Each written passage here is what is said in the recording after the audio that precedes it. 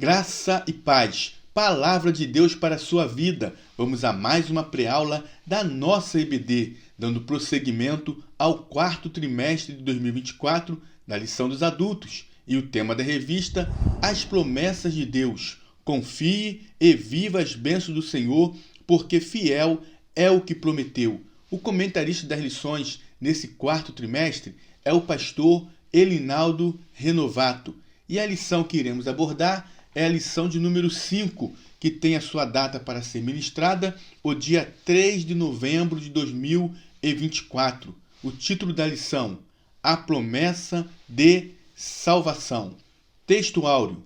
Na verdade vos digo que quem ouve a minha palavra e crê naquele que me enviou, tem a vida eterna e não entrará em condenação, mas passou da morte para a vida. Evangelho segundo escreveu João, capítulo 5, versículo 24. Verdade prática. A promessa da vida eterna é a maior bênção divina para todo aquele que crê em Jesus Cristo. Leitura bíblica em classe encontra-se no Evangelho segundo escreveu João, capítulo 3, do versículo 14 ao versículo 21. Introdução. A salvação é um dos temas mais importantes das páginas da Bíblia Sagrada, pois é a principal promessa de Deus para a humanidade, porque aponta para a eternidade, aponta para a vida eterna.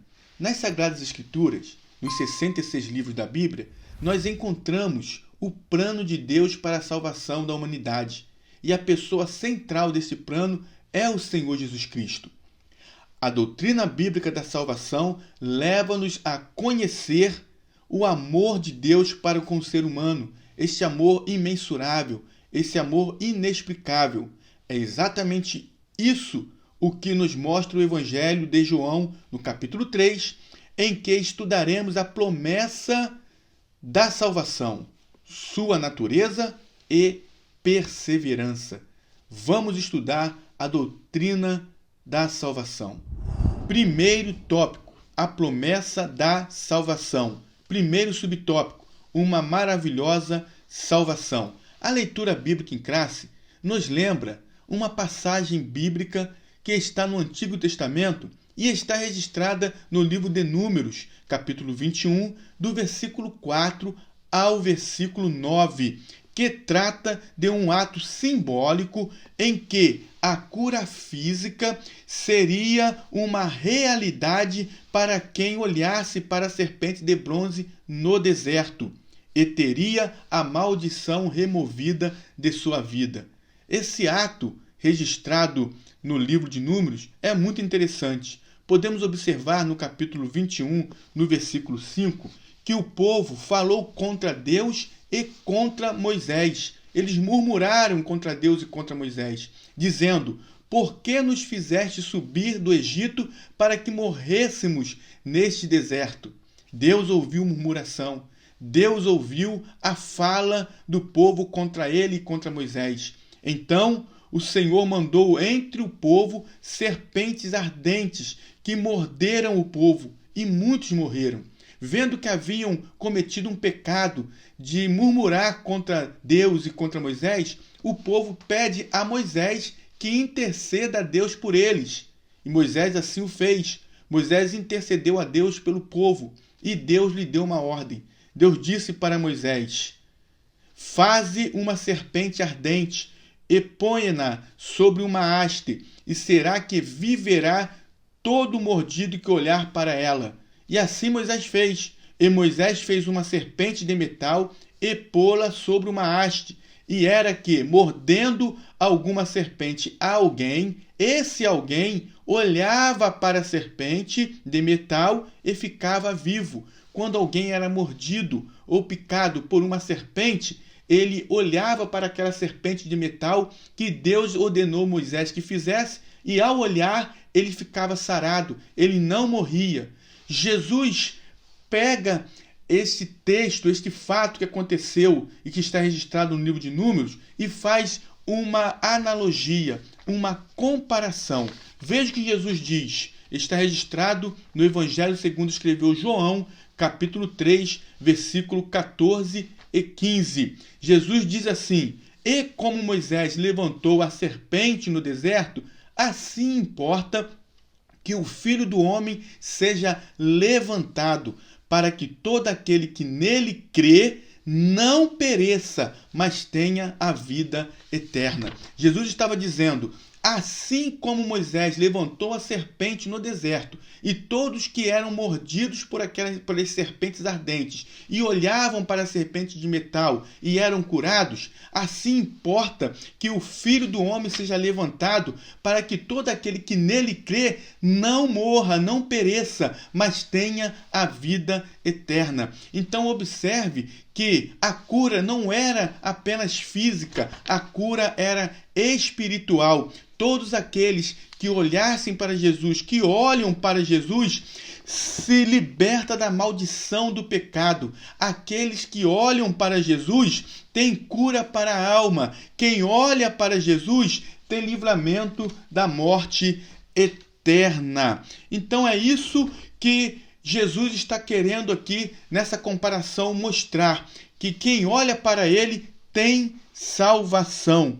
Quem crer nele tem salvação. Semelhantemente, o sacrifício de Jesus na cruz do Calvário proporciona redenção para a alma carente de salvação.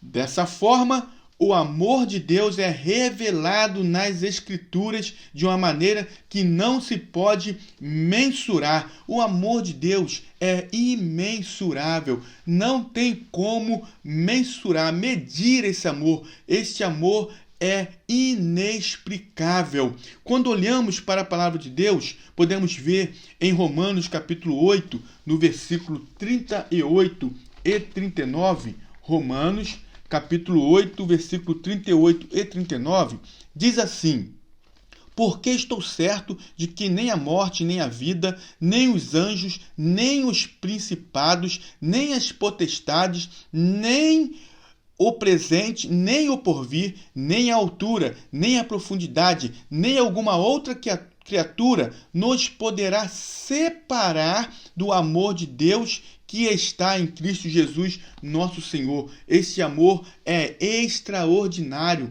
Quando olhamos para Efésios capítulo 2, versículo 4 e 5, carta de Paulo aos Efésios capítulo 2, versículo 4 e 5, diz assim a palavra do Senhor: mas Deus, que é riquíssimo em misericórdia, pelo seu muito amor com que nos amou, estando nós ainda mortos em nossas ofensas, nos vivificou juntamente com Cristo, pela graça sois salvos. O muito amor de Deus, este amor é extraordinário, não tem como se medir. Em João capítulo 3, versículo 16, diz assim: porque Deus amou o mundo de tal maneira, esse tal maneira expressa que não tem como mensurar este amor tremendo. Na primeira epístola de João, capítulo 4, no versículo 9 e 10, tem ainda uma referência muito importante acerca do amor de Deus. 1 João, capítulo 4, versículo 9 e 10. Nisto se manifestou o amor de Deus para conosco, que Deus enviou o seu Filho unigênito ao mundo para que por ele vivamos.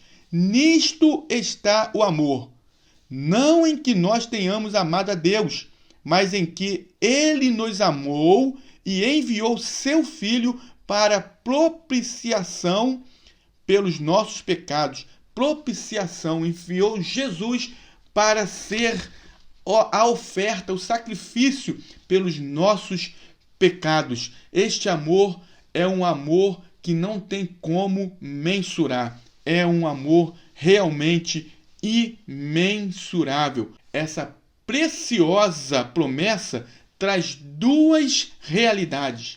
Duas realidades nós encontramos nessa preciosa promessa de salvação. E são realidades que foram proferidas pelo próprio Senhor Jesus Cristo.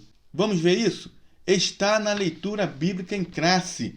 no versículo 18 do capítulo 3 do Evangelho segundo escreveu João, que diz assim: quem crê nele não é condenado, mas quem não crê já está condenado. Podemos observar neste versículo essas duas realidades que esta promessa preciosa da salvação traz. A primeira realidade: quem crê em Jesus não será condenado. A Bíblia diz que não há condenação para aqueles que creem em Jesus, porque já passou da morte para a vida. Veja o que diz o Evangelho segundo escreveu João, capítulo 5, versículo 24.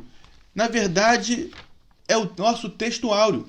Diz assim: na verdade vos digo, que quem ouve a minha palavra e crê naquele que me enviou, tem a vida eterna e não entrará em condenação, mas passou da morte para a vida. Então, quem recebe Jesus como Senhor, quem crê no Senhor Jesus, não entrará em condenação.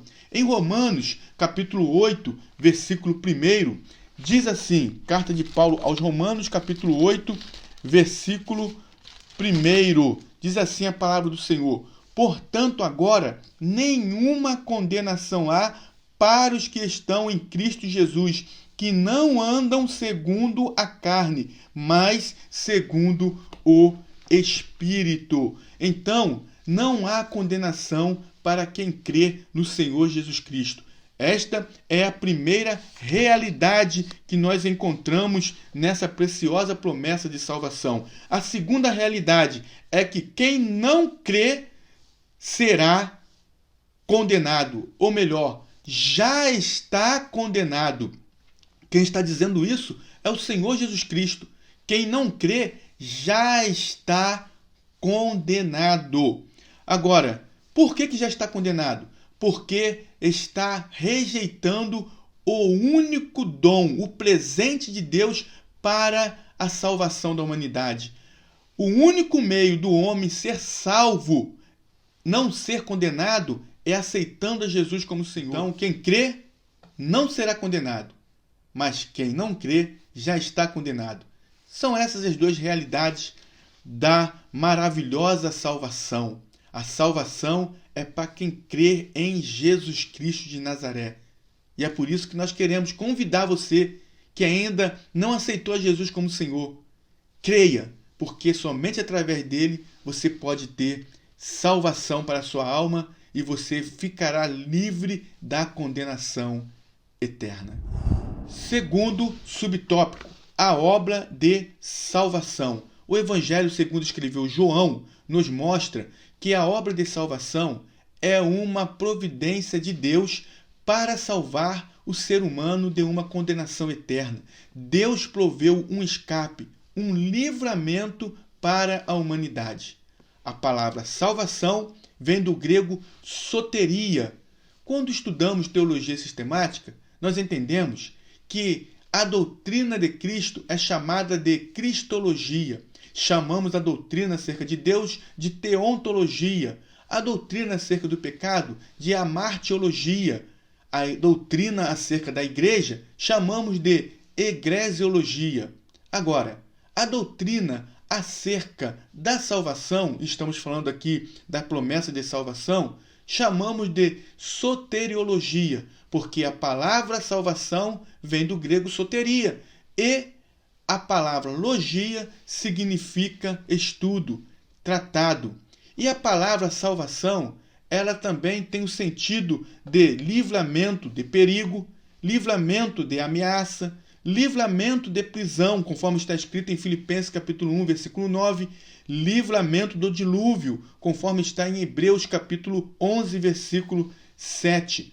Porém, a salvação que nós queremos enfatizar aqui nesta lição trata-se da salvação que tem a ver com os que recebem a Cristo como Senhor e Salvador, como seu suficiente Salvador.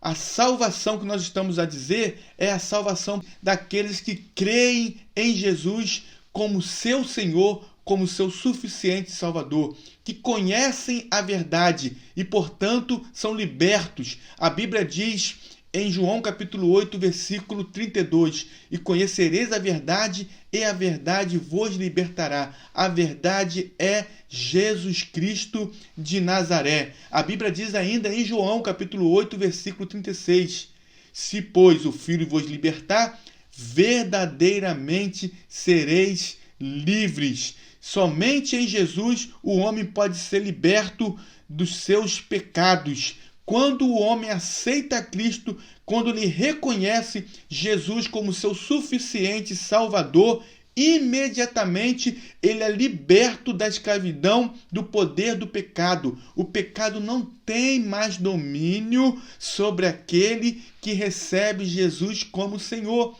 conforme está escrito em Romanos capítulo 6, no versículo 14, que diz: porque o pecado não terá domínio sobre vós, pois não estáis debaixo da lei, mas debaixo da graça. O homem, ao aceitar Jesus, ao receber e reconhecer Jesus como seu suficiente Salvador, ele é liberto não somente da escravidão do pecado, mas da condenação eterna. Aquele que aceita Jesus, ele aceitou o único meio do homem se livrar da morte eterna. A Bíblia diz em Atos dos Apóstolos, capítulo 4, versículo 12, que em nenhum outro há salvação, porque também debaixo do céu nenhum outro nome há dado entre os homens pelo qual devamos ser salvos. Só Jesus é o caminho, a verdade e a vida. E ele diz: ninguém vem ao Pai senão por mim. A obra de salvação é uma providência de Deus para livrar o ser humano da condenação eterna.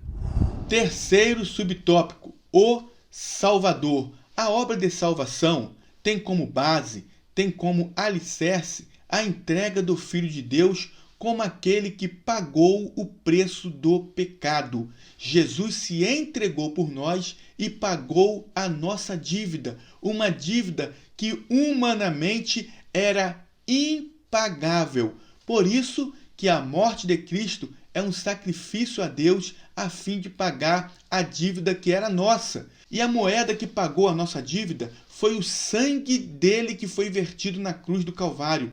Veja o que o apóstolo Pedro diz, está registrado na sua primeira carta, no capítulo 1, versículo 18 e 19.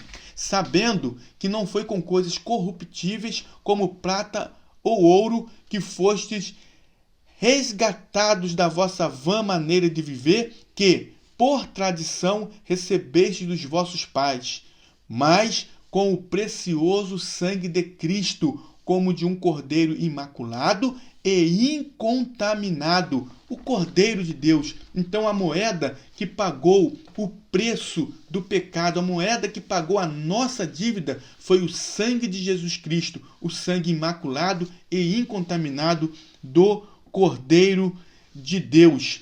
Jesus é o nosso Salvador. Jesus, a morte dele foi um sacrifício. A morte de Cristo foi também vicária, ou seja, Jesus não morreu para o seu próprio bem, Jesus morreu para o nosso bem, para que nós tivéssemos vida e vida com abundância. Veja o que diz o apóstolo Paulo, está registrado na sua carta aos Gálatas, capítulo 2, versículo 20. O apóstolo Paulo faz uma declaração que está registrada para o nosso conhecimento. Gálatas 2, versículo 20. Paulo diz assim: já estou crucificado com Cristo, e vivo, não mais eu, mas Cristo vive em mim. E a vida que agora vivo na carne, vivo-a na fé do Filho de Deus, o qual me amou e se entregou a si mesmo por mim. A morte de Cristo foi um sacrifício. Jesus não morreu como Marte, mas morreu como sacrifício em nosso lugar. A morte de Cristo foi vicária, porque ele não morreu para o seu próprio bem, mas para o nosso bem, para que tivéssemos vida eterna. A morte de Cristo também foi substituinte. Veja o que diz o profeta Isaías acerca do sacrifício de Cristo. Por isso que Isaías é considerado o profeta messiânico, porque muitos anos antes do sacrifício de Jesus, ele já profetizava acerca da morte substituinte de Cristo. Veja o que ele diz no capítulo 53, versículo 4 e 5. Verdadeiramente, ele tomou sobre si as nossas enfermidades e as nossas dores levou sobre si. E nós o reputamos por aflito, ferido de Deus e oprimido. Mas ele foi ferido pelas nossas transgressões e moído pelas nossas iniquidades. O castigo que nos traz a paz estava sobre ele e pelas suas pisaduras fomos sarados. Jesus nos substituiu. Ele levou sobre ele as nossas dores. Ele levou sobre ele as nossas iniquidades. Veja o que está escrito na segunda epístola de Paulo aos Coríntios, capítulo 5, versículo 21. Segunda carta de Paulo aos Coríntios, capítulo 5, versículo 21, diz assim: aquele que não conheceu pecado, o fez pecado por nós, para que nele, em Cristo, fôssemos feitos justiça de Deus. Ou seja, houve uma troca. Na cruz do Calvário, Jesus recebeu todas as nossas mazelas,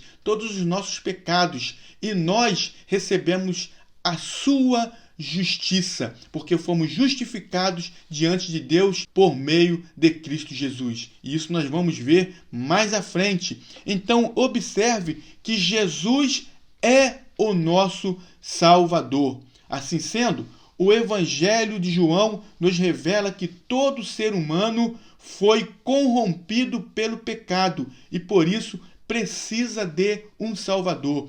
Podemos ver isso também na carta de Paulo aos Romanos, no capítulo 3, versículo 23, que diz assim: porque todos pecaram e destituídos estão da glória de Deus. E por que isso? Por causa do pecado original que acontecera lá no Éden, o pecado de Adão e Eva. E a Bíblia deixa isso bem claro em Romanos capítulo 5, versículo 12.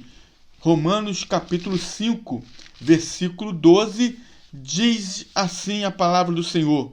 Romanos 5, 12. Pelo que, como por um homem, Adão, entrou o pecado no mundo e pelo pecado a morte, assim também a morte passou a todos os homens, por isso que todos pecaram. Quando Adão pecou lá no Éden, todos os homens passaram a nascer com uma semente pecaminosa, com uma natureza pecaminosa. Por isso que todos pecaram e destituídos estão da glória de Deus, porque Adão era o representante da humanidade. Mas o que nos chama a atenção é o versículo 24 de Romanos, capítulo 3. Romanos, capítulo 3, 23, como já dissemos, diz assim: porque todos pecaram e destituídos estão da glória de Deus. Mas o versículo 24 diz: sendo justificados gratuitamente pela sua graça, pela redenção que há em Cristo Jesus. Quem se arrepende, crê e permanece em Jesus, jamais perecerá eternamente. Então, que possamos crer no nosso Salvador, no Senhor Jesus Cristo, conforme está escrito em João capítulo 3,16. Porque Deus amou o mundo de tal maneira que deu o seu Filho unigênito para que todo aquele que nele crê não pereça, mas tenha a vida eterna. Porque Deus enviou o seu Filho ao mundo, não para que condenasse o mundo, mas para que o mundo fosse salvo por ele. João capítulo 3, versículo 16 e 17. Segundo tópico, a natureza da promessa de salvação. Primeiro subtópico, justificação. Podemos compreender a natureza da promessa da salvação estudando alguns aspectos salvíficos dessa grande obra. São os aspectos da salvação: a justificação, a regeneração e a santificação. Nesse primeiro subtópico, vamos falar acerca da justificação. Um dos aspectos da obra salvífica que está apresentado em termos bíblicos é a justificação. E o que é justificação? É o ato de declarar justo. Todos aqueles que aceitam a Jesus como seu suficiente Salvador, como Senhor da sua vida, é justificado diante de Deus, torna-se justo diante de Deus. Deus, quando olha para você e eu, não vê os nossos pecados, as nossas falhas, mas Ele vê os méritos, a justiça de Cristo em nós. Portanto, somos justificados diante dele. Somos agora declarados justos. Quem é alcançado pelo Evangelho de Cristo e crê no Filho de Deus com todo o seu coração é declarado justo. Isto é, livre da culpa e do merecimento da punição divina. Não é mais condenado, está declaradamente absolvido, é um salvo. Quando aceitamos a Cristo, somos declarados justos diante de Deus. A Bíblia diz em Romanos capítulo 5, versículo 1, sendo, pois, justificados pela fé, temos paz com Deus por nosso Senhor Jesus Cristo. Segundo subtópico, regeneração. Para que a obra de salvação, apresentada no Evangelho segundo escreveu João, capítulo 3, se manifeste na vida do salvo, é necessário que ocorra a regeneração. E o que é regeneração? Nas páginas da Bíblia Sagrada, no Novo Testamento, ainda no Evangelho segundo escreveu João, capítulo 3, nós encontramos a regeneração como sendo nascer de novo. Regeneração significa ser uma nova criatura. E por que precisamos nascer de novo?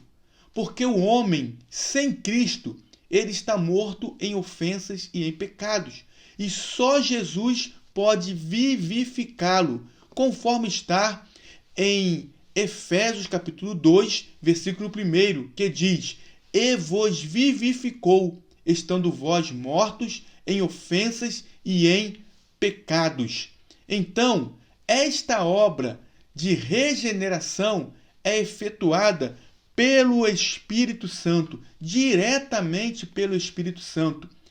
O Espírito Santo trabalha no interior do homem, fazendo com que ele se torne uma nova criatura, passe a viver em novidade de vida. A Bíblia diz na segunda epístola de Paulo aos Coríntios, capítulo 5, versículo 17, assim que, se alguém está em Cristo, nova criatura é. As coisas velhas já passaram, eis que tudo se fez novo.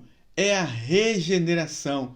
Nascemos de novo, somos agora nova criatura. Somos filhos de Deus, nos tornamos filhos de Deus e por isso somos guiados pelo Espírito Santo, conforme está escrito em Romanos capítulo 8, versículo 14. Porque todos os que são guiados pelo Espírito de Deus, esses são filhos de Deus. Uma vez que nascemos de novo, passamos a fazer parte da família de Deus, conforme está escrito em Hebreus capítulo 2, versículo 11. Terceiro subtópico, santificação. A santificação é um aspecto da salvação como resultado da obra do Calvário de nosso Senhor Jesus. A santificação é tanto posicional quanto progressiva. Em primeiro lugar, por meio da justificação e da regeneração, somos santificados por Deus de maneira posicional, ou seja, imediatamente. Ao aceitarmos a Cristo como Senhor, somos santificados posicionalmente, ou seja, somos separados do mundo para viver exclusivamente para Deus. Mas também temos a santificação progressiva. Esta se dá até a glorificação final, o ápice, quando Cristo vier buscar a sua igreja e nós então teremos o nosso corpo glorificado. O ápice da santificação é a glorificação. E enquanto estamos nessa jornada rumo ao céu, nós estamos em uma santificação progressiva. Hoje, mais santo do que ontem, e amanhã, mais santo do que hoje. A Bíblia diz em Provérbios, capítulo 4, versículo 18, que a vereda dos justos é como a luz da aurora, que vai brilhando até ser dia perfeito. Portanto, a obra de salvação exposta no Evangelho de João é completa. Terceiro tópico: promessa e perseverança na salvação. Primeiro subtópico: a base da promessa de salvação é Cristo. A salvação está centrada na pessoa do Senhor Jesus Cristo.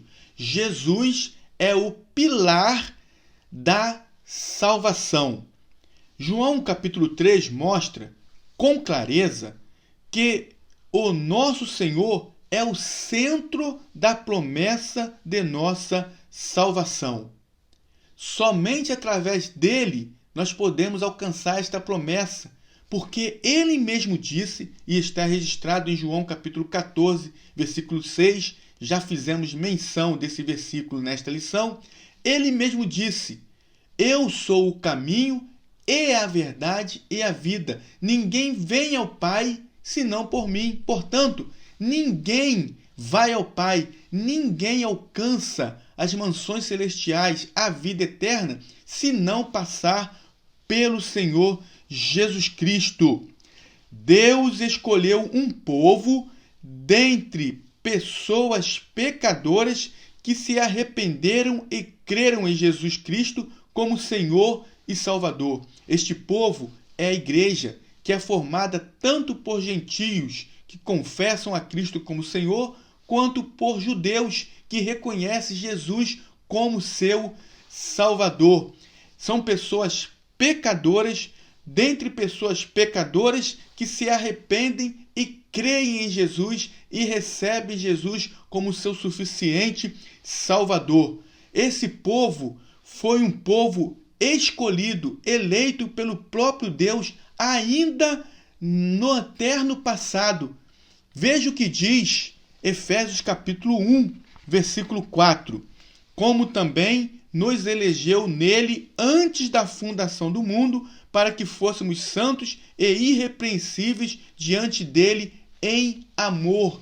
Observe que esta eleição não é uma eleição de indivíduos, não é uma eleição de pessoas no sentido individual, mas a eleição de um povo. Ou seja, todos aqueles que recebem Jesus como Senhor fazem parte desse povo eleito, deste povo que vai morar no céu.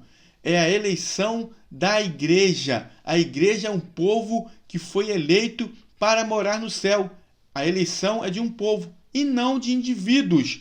Então observe que a igreja de Cristo, o povo de Deus, é constituída de pessoas unidas ao Senhor Jesus, porque só alcança as mansões celestiais, só tem vida eterna aqueles que estão unidos em Cristo Jesus, que estão ligados ao corpo de Cristo, conforme está em Efésios capítulo 1, versículo 9 e 10, que diz assim: descobrindo-nos o mistério da sua vontade, segundo o seu beneplácito que propusera em si mesmo, de tornar a congregar em Cristo todas as coisas na dispensação da plenitude dos tempos, tanto as que estão nos céus como as que estão na terra. Somente unidos a Cristo é que nós podemos alcançar a salvação, porque uma vez aceitando a Cristo como Senhor, passamos a fazer parte do corpo de Cristo,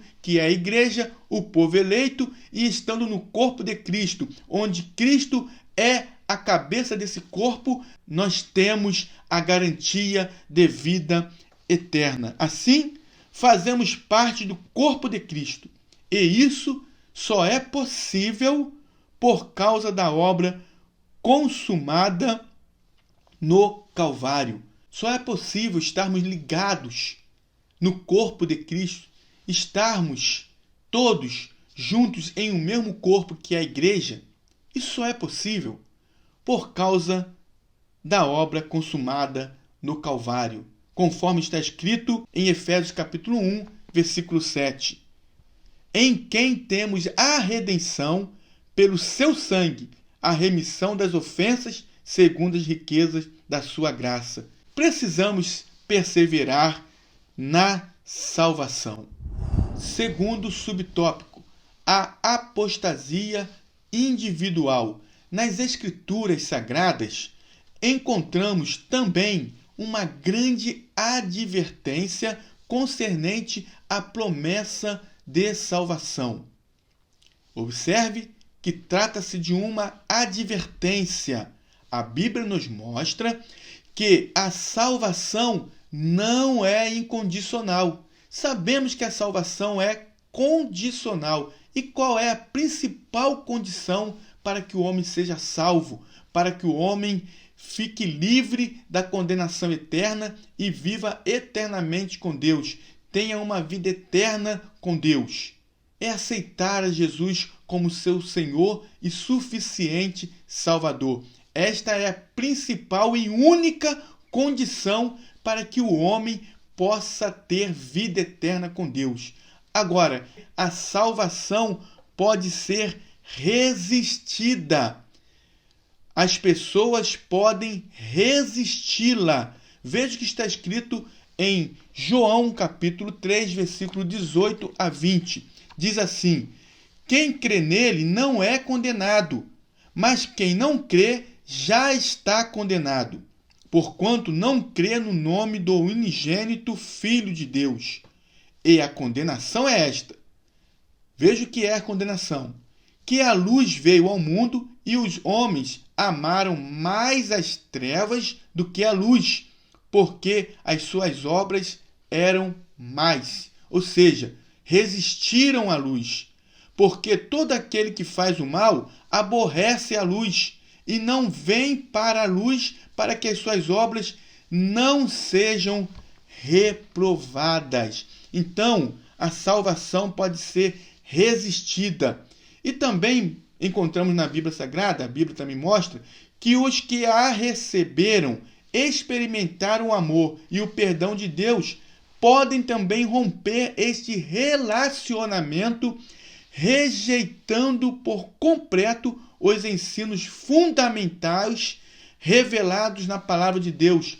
Trata-se de uma apostasia doutrinária. Veja o que diz 1 Timóteo capítulo 4, versículo 1. Mas o Espírito expressamente diz que nos últimos dias apostatarão alguns da fé, dando ouvidos a espíritos enganadores e a doutrinas de demônios. Ou seja, pessoas que vão rejeitar a palavra de Deus, os ensinos fundamentais revelados na palavra de Deus e vão dar ouvidos a doutrinas de demônios. Isso é apostasia doutrinária, bem como tornando-se novamente escravos da prática do pecado, que é uma apostasia moral. Pessoas que conhecem a palavra, que sabem que devemos ser separados do mundo, e quando falamos mundo, estamos falando no mundo como sistema pecaminoso regido pelo inimigo, que devemos viver longe da imoralidade, e ainda assim eles tornam as mesmas práticas que tinham antes de aceitar a Cristo. Nesse caso, há uma apostasia moral. A isso denominamos apostasia. E o que é apostasia? Apostasia é o abandono premeditado da fé cristã. Alguém, de forma proposital, abandona a fé que uma vez lhe foi entregue.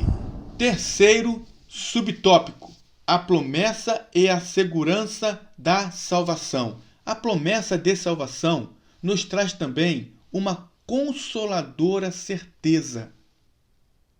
A Bíblia nos ensina, aprendemos através da palavra de Deus, que o salvo, ao passar pela morte, ele já está imediatamente com Cristo. Paulo tinha esta certeza consoladora, a ponto de dizer e de sentir o desejo de partir e estar com Cristo. E ele diz, está registrado em Filipenses capítulo 1, versículo 23, que isto é ainda muito melhor. Assim, os que receberam Jesus como seu suficiente Salvador e têm um relacionamento pessoal com Ele, estão definitivamente seguros para a vida eterna.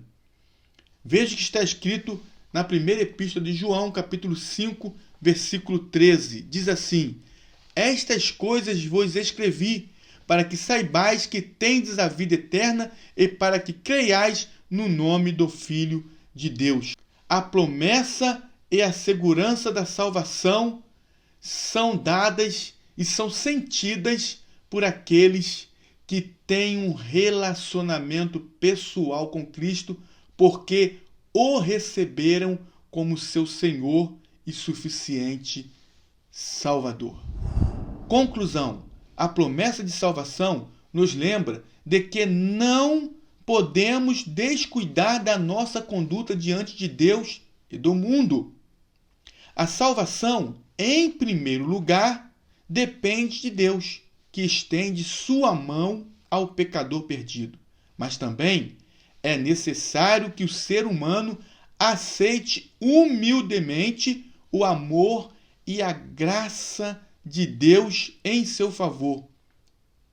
E que graça é esta?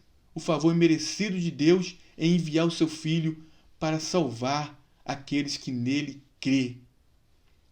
Quem crê em Jesus é salvo, mas quem o rejeita permanece perdido em delitos e pecados, conforme Efésios capítulo 2, versículo 1.